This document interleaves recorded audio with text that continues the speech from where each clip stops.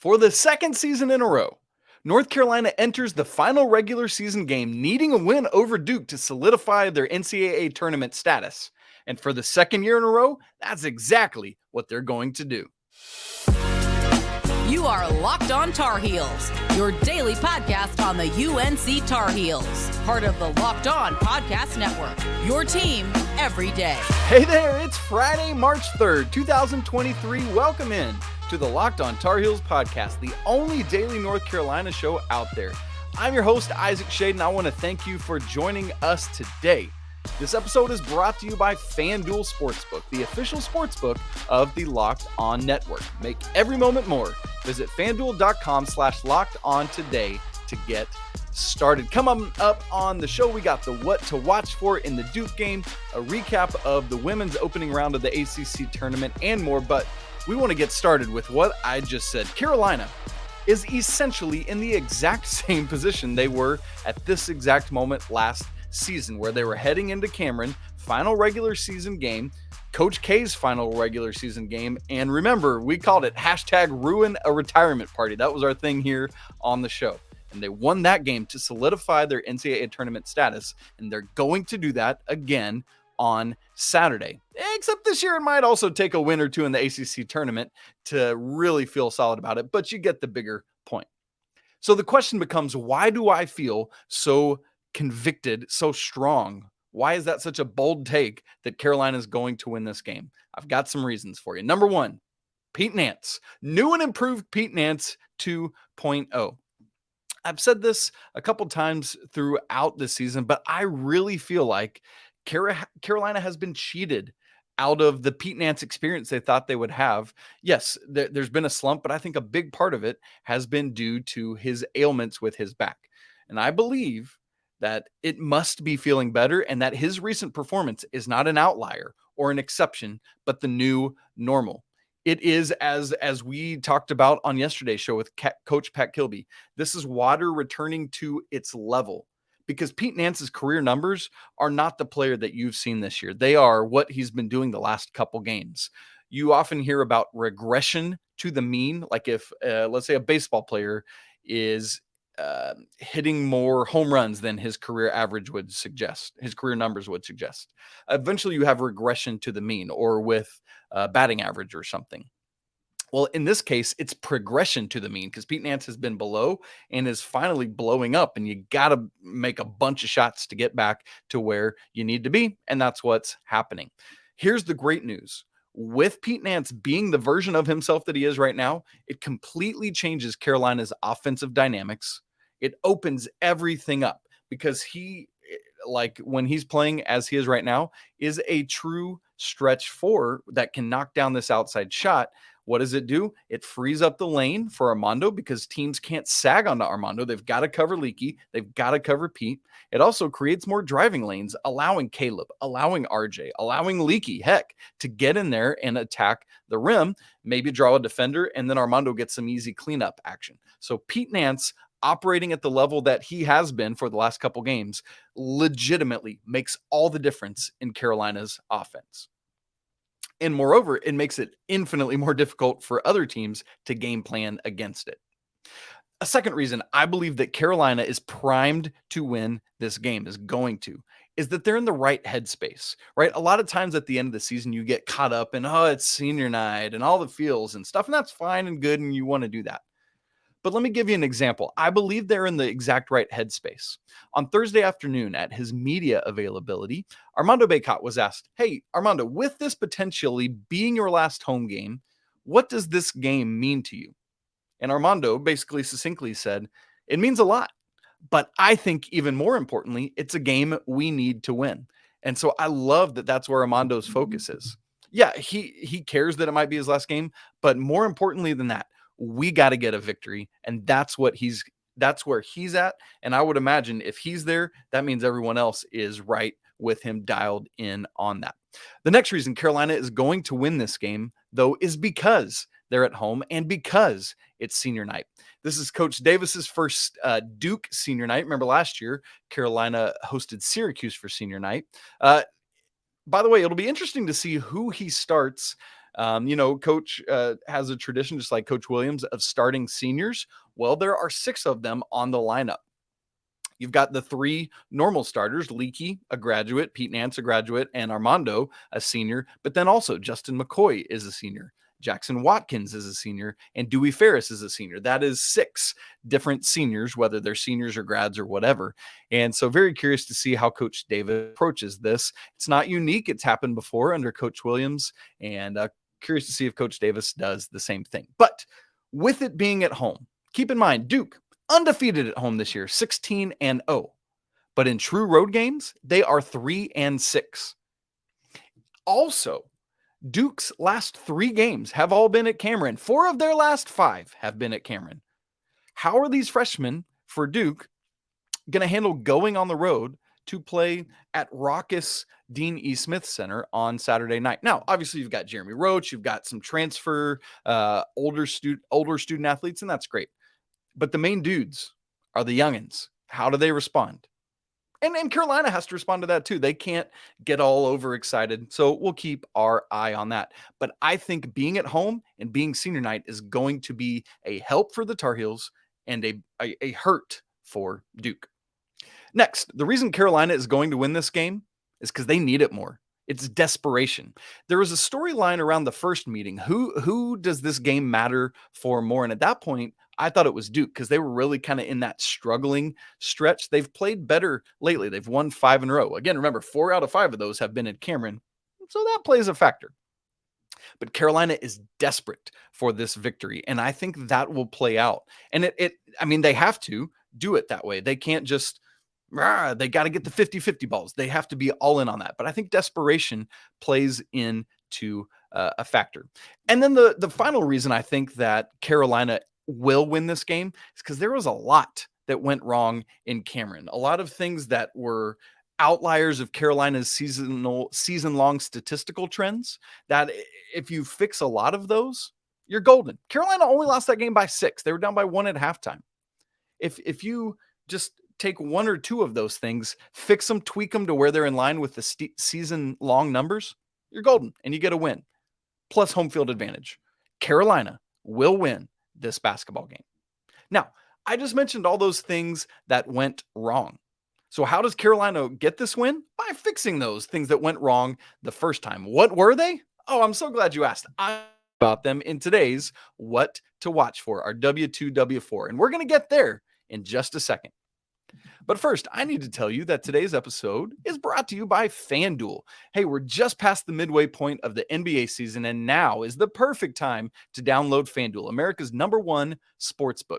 Because new customers get a no-sweat first bet up to $1,000. That's bonus bets back if your first bet doesn't win. Just download the FanDuel Sportsbook app. It's safe, secure, and super easy to use. And then you can bet on everything from the money line to point spreads, anything you want to find. Plus, FanDuel even lets you combine your bets for a chance at a bigger payout with same-game parlay. So don't miss the chance to get your no-sweat first bet up to $1,000 in bonus bets when you go to FanDuel.com/lockedon. Once again, that's FanDuel.com/lockedon to learn all about it. Make every moment more with FanDuel, an official sports betting partner of the NBA. All right, we get right now into our What to Watch For, our W2, W4, where I give you 4 things to keep your eyes on in this game that are going to contribute to what I said is going to be a Carolina victory. So number 1, the free throw line. Oh boy, you remember the imbroglio that happened. That's a word, right? I think so. Let's roll with it. Somebody tell me if I'm wrong, but I think that's a real word. Imbroglio. Carolina at the game versus NC State in the Smith Center. Remember that big discrepancy in free throws? The same thing, if you'll recall, happened in Carolina's game at Duke. Duke took 15 free throws. Carolina just 3. Now, the free throw numbers or the foul numbers themselves weren't that far off, 14-11, but that foul line discrepancy. Woo, boy. In fact, Carolina's 3 free throw attempts was the only time so far this season that Carolina had single-digit attempts. The previous low was 12 at Virginia, who makes a living on not allowing teams to get to the free throw line. And Carolina had 12 against them, 9 more than this lowest thing against Duke. the Tar Heels have to get to the free throw line. So watch out for that. Are they able to do it better? Coach Davis talked about this in his media availability on Thursday. He said part of it is want to, right? Like this is Armando finding a way to get there. This is other guys driving in, utilizing those driving lanes, getting right into defenders and forcing the issue. Coach Davis also talked about, hey, we are working on some new ways to get Armando in position and other things, but you have to force the referees to make calls. You cannot settle for shots. Carolina's been doing a lot better with that lately, and I think that'll play into this. But you have to stay in attack mode. You have to move the ball, and you got to get to the free throw line. So watch for that. W2, W4, number 1. W2, W4.2 is transition points. This is another of those things that went wrong at Cameron Indoor Stadium. Now, let's be honest about this. This version of Carolina so far under Hubert Davis is not train wreck, run it down your throat like under Coach Williams, right? It's not warp speed tempo. They're a little bit more under control, a little more deliberate, perhaps we could say, but you've noticed recently that the tempo has picked up. RJ's getting downhill more quickly. Carolina has been intentional about using the pass to get the ball up court more quickly, things of that. And so I want to see that happen because remember, here's the number. In the first meeting, the one at Duke, the Blue Devils outscored the Tar Heels in transition points 20-2. Very, very similar to that free throw discrepancy. Remember, that was 15 attempts for Duke, 3 attempts for Carolina. Transition points, 20 for Duke, just 2 for the Tar Heels. So Carolina has to find ways, to limit Duke. That means they have to have more urgency in getting back defensively in transition. And it also means they need to find their own offense more quickly. You remember those 8 blocks from Dereck Lively. Part of that is what happens when you allow a team to get set and then have to attack in a half-court set. If you can get out and get buckets before Duke set, you're in position to not have to worry about avoiding Dereck Lively at the rim. So whether it's through the dribble or the pass, get out in transition. Number 3 on the W2, W4, you got to contain Kyle Filipowski again. This guy is the front runner for ACC Freshman of the Year, which is really saying something because you might remember me talking about this before, but preseason, he was voted 5th on his own team. There were 4 other Duke players voted higher than him in the preseason ACC Freshman of the Year poll. Chiefly Dereck Lively and Dereck Whitehead, who, by the way, will be back for this one. He didn't play in the first game, Dereck Whitehead. In the first meeting, Carolina did a nice job containing Kyle Filipowski. He was just 4 of 14 in 35 minutes. He did score 14 points, second leading scorer for Duke in that game. But again, 14 attempts to get 14 points. I can live with that every day of the week. Carolina might have that same approach. Let's force someone else other than Kyle Filipowski to beat us. But also watch for this. Sometimes you employ the approach of, hey, we're going to let Filipowski get his, and we're going to cut off everyone else. We are going to make a decision to stop Jeremy Roach in his tracks and not let him do it to us or whatever it may be. I think they will work at containing Filipowski again, but I also wouldn't be shocked to see that approach as well. Keep in mind, last time it was Pete Nance who had the main defensive assignment on Filipowski, not Leaky. Leaky was guarding someone else. I believe it was Mark Mitchell, maybe Tyrese Proctor. I think it was Mark Mitchell. And so we'll see if those defensive assignments are the same, but looking for that. Who will guard Filipowski, and can they contain him again? What to watch for? Point number 4. You can't let Dereck Lively dominate defensively or dominate the game again. We already said it. 8 blocks in the last game. Now, multiple of those 8 blocks were fouls that were not called. Let's just get that out in the open and remember that. Okay, let's move that off the plate and just recognize, though, Dereck Lively is a phenomenal defender. I've often compared him to the way Anthony Davis dominated defensively for his one season at Kentucky. It wasn't his offensive game, his offensive skill set was not very refined yet, but he had ways that he would dominate games on the defensive end. Because Dereck Lively, while he was essentially the MVP of that game with the way he impacted Carolina's offense, he only scored 4 points. And yet, right? That defensive intensity. So you can't allow that to happen again. So what does Carolina do to fix some of that? Well, Armando was asked about this on Thursday, and basically he said that he had allowed Dereck Lively too much space the first time. He has to get closer into him. You might not be aware of this, but the best way to negate a shot blocker is to get right into him, get right into his body, and not allow him to get his arms extended and block your shot. So if Mondo or whomever's driving can get into Lively and not allow him to get extended, you can't, like, it's harder to swat a shot if you got to alligator arm it, right? You know what I mean? So that is the goal for Armando. Get into the body of Dereck Lively, because what else does that do? Well, we talked about it with the free throw line. If you can get Dereck Lively in foul trouble and get him off the court, I mean, that's a double whammy. Get into him. Don't let him block you, but also get him to the bench. Render him a moot point in this game because he's on the bench with foul trouble. On the flip side of that, by the way, Mondo has to stay out of foul trouble in this one. He's had some foul trouble each of the last two games. Got to watch that. So fourth on the W2, W4, do not let Dereck Lively dominate this game defensively as he did the first one. Well, Carolina women opened up their side of ACC tournament play on Thursday. Plus, we've got our heels of the week, the heel of the week, and the heel of the week, and a brief weekend look ahead at other things going on around Chapel Hill. We'll get to all that in just a second.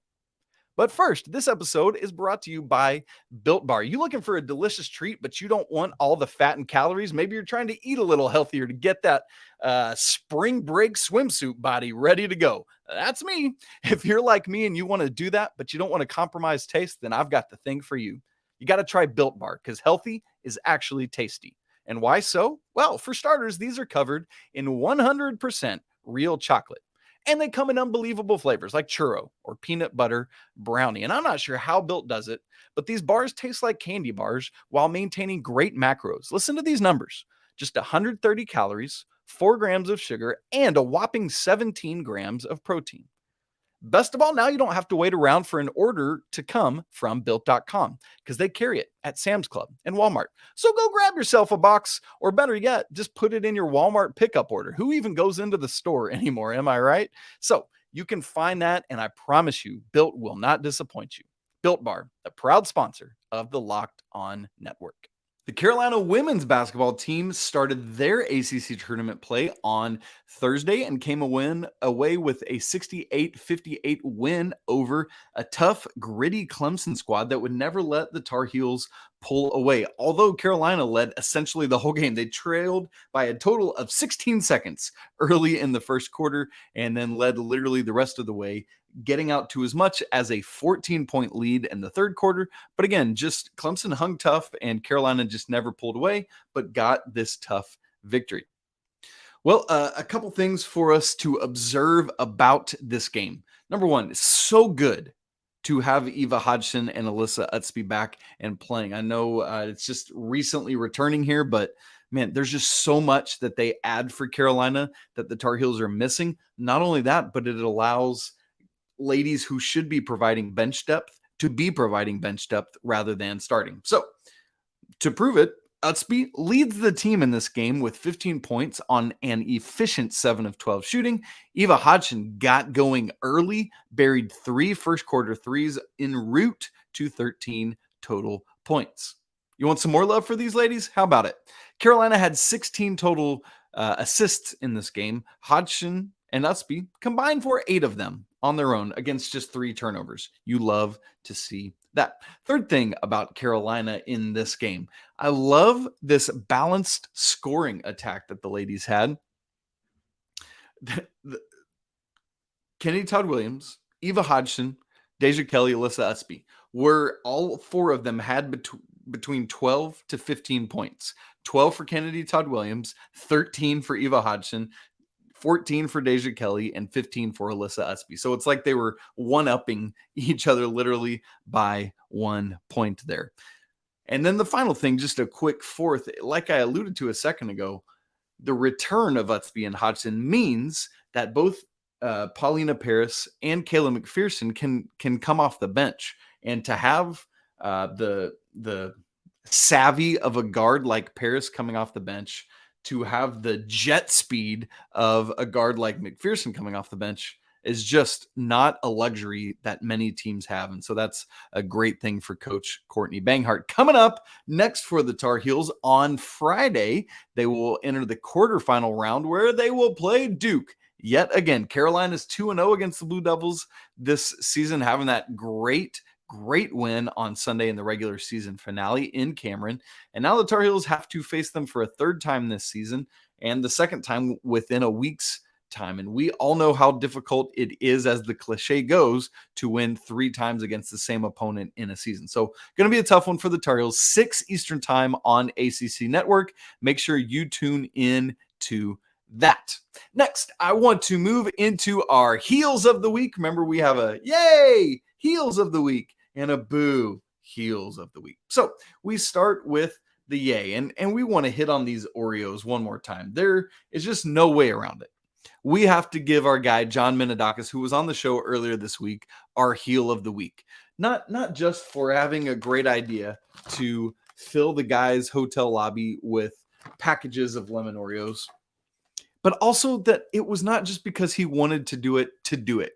He wanted to do it because he realized, as you heard on the story on the show earlier this week, he realized that it might be a way to just loosen the guys up and allow them to continue to enjoy and just remember how fun it is what they get to do. I know it's stressful, high-level athletes, but they have a lot of fun. Speaking of which, I had asked yesterday on the show for people to send me pictures or videos of what they're doing with their lemon Oreos. If you didn't get a chance to do that, send it in. I'll add it in on Monday's show. There was one that came in from Michael Riggs that had, it was like in a grocery store. It was a cutout of Coach Davis, and he had like basically gave Coach Davis a package of lemon Oreos to hold. Great stuff there. Brandon Mayberry and I've been sending some messages back and forth, but he sent me a pic of his package of lemon Oreos that he bought as well. I love this. Keep them coming. Anyway, John Minadakis, our Heel of the Week. Thank you, brother, for your great contribution. And then for our Heel of the Week, you're such a heel. Listen, we got to go back to the same place we did last week, because that place was Tuscaloosa, Alabama, where the Crimson Tide just keeps making boneheaded decisions. You've probably heard about this by now. But on Saturday, after all this other brouhaha had already happened, Brandon Miller comes out during his warm-ups, the one that's been the focus of all the conversation. And you know how a lot of times they'll have like a special handshake with a walk-on that's at the end of the little gauntlet or whatever. And the walk-on there, and this is what they've done all year long, but like pats him down. And it could be innocuous enough, but it's tone deaf, because this means that nobody around thought to be the adult in the room and say, hey, you know what? We shouldn't do that because of everything that's going on and all the gaze and attention pointed at us right now. And I know Coach Nate Oates said, hey, I don't really see that. I'm drawing up plays, whatever. To me, that's bad leadership, because even if you don't see it, you got to own it, right? Like if anybody's a leader out there, you know what I mean? And then secondly, like someone in the program, someone around should have caught this and said, hey, boys, probably shouldn't do that. Now, they finally, to their credit, fixed it for their game on Wednesday when they hosted Auburn at home, and they just did a little side bump thing, and that's great and fine. But Alabama, you got to get this stuff under control. Well, quickly, a little weekend look ahead at what else is going on around Tar Heels athletics outside of the basketball teams. And so let me go Friday, Saturday, Sunday in order. On Friday, the swimming team is at the American Short Course Nationals in Austin. They'll also be there throughout the weekend.